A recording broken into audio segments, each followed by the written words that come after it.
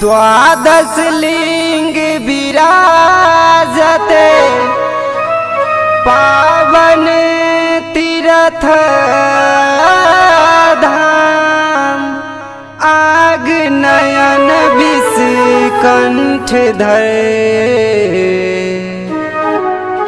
त्रिपुरारी प्रभु नाम।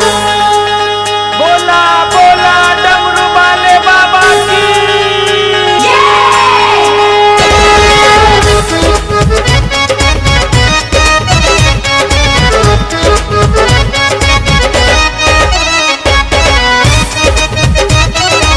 प्रेम से बोला बासुकीनाथ की।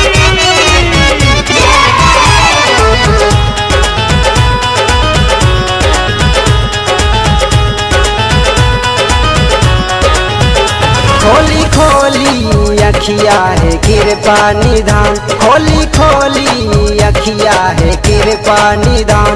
पाप धरती के अब तो नहीं खे सहार। पाप धरती के अब तो नहीं खे सहार। खोली खोली अखिया है कृपा निधान।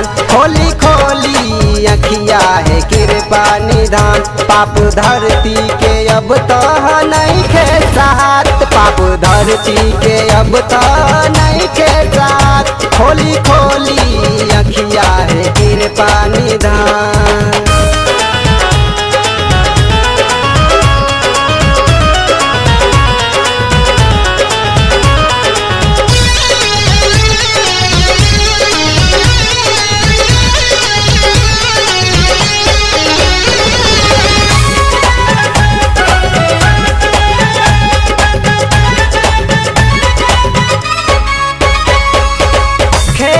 जाता खेला नारी के लाज से।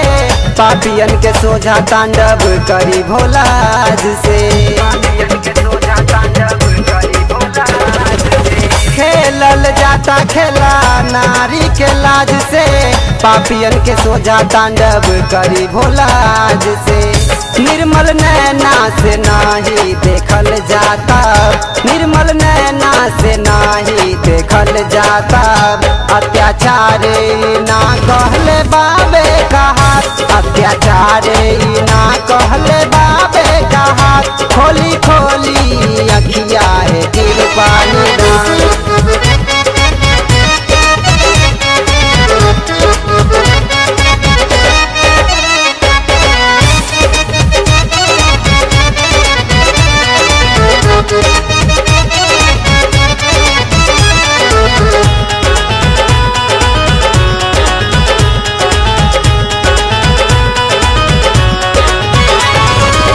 काहे बानी चुप रहुआ इतने बता दी।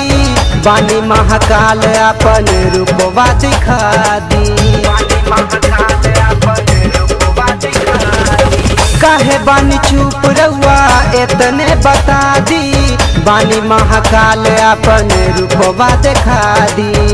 शैल संगम अमर से न सहलो जाता।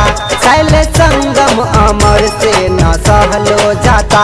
लागल बाबे बाजारी जत बाबे बेचात। लागल बाबे बाजारी जत बाबे बेचात। खोली खोली